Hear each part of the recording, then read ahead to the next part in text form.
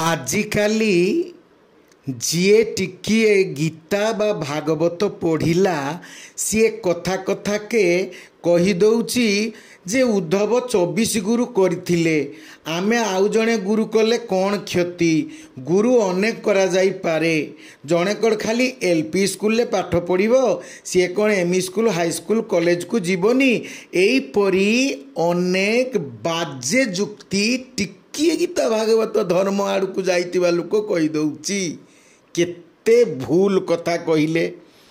प्रथम कथा होची उद्धव 24 गुरु करी नाहांती।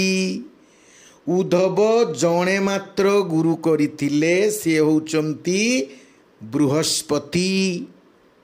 साक्षात बृहस्पते शिष्यो उद्धव बुद्धिरोत्तम।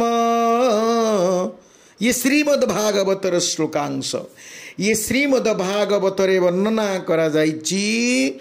उद्धव होचंती साक्षात बृहस्पतिंकर शिष्य जहाँकर बुद्धि अत्यंत उत्तम आ सेथि पाई तो उद्धवंकु द्वारिकार प्रधानमंत्री करा जाइथिला। से द्वारिका नगरीर राजनैतिक ठारू अर्थनैतिक सब तत्व को निरीक्षण करुले एवं सी थिले समस्त मंत्रणार मूल केन्द्र।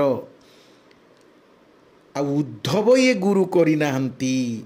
गुरु किए करिथिले ना गुरु करिथिले ऋषि दत्तात्रेय जे अवधूत धर्मर आचरण करुथिले जहाँकर नाम मध्य श्रीमद् भागवतरे एकादश स्कंदरे अवधूत बोली कहा जाइछि।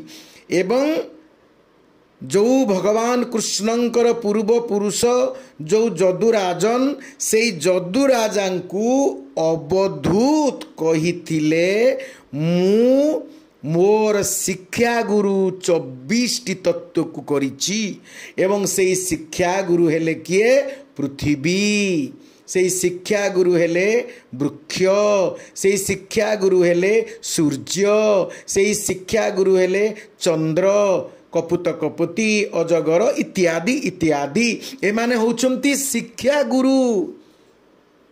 एई मानक ठारु से गुटिए गुटिए शिक्षा पाइथिले। पृथ्वी ठारू सहनशीलता वायु ठारू निर्लिप्तता इत्यादि शिक्षा पाइथिले। कपुत कपुती उपाख्यानरू बा सेठिरू से कौन शिक्षा पाइथिले ना शिक्षा पाइथिले आसक्ति सांसारिक आसक्ति पारिवारिक आसक्ति द्वारा मनुष्यर केमिति अधपतन ही शेष मृत्यु मुखरे पड़े। ये उद्धव एक कथा करी नांती। उद्धव क्या 24 गुरु करी नांती।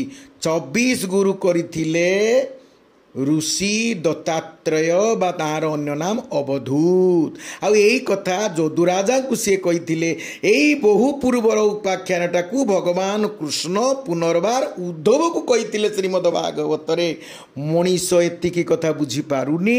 एतिकी कथा मु देखुची आजिकाली अनेक प्रवचन दौथिबा लोक माने भी कही दौचंती उद्धव 24 गुरु करिथिले कहले। एमती एक भूल कथा या पाखरु ता पाखकु ता पाखरु या पाखरु चली जाउची। मने रखंतु उद्धव 24 गुरु करी नथिले 24 गुरु करिथिले अवधूत दीक्षित ऋषि दत्तात्रेय। एई कथा आपण माने केबे भी भूलिबेनी। एइठी मोर वक्तव्य को शेष करूची। हरि ओम तत्सत।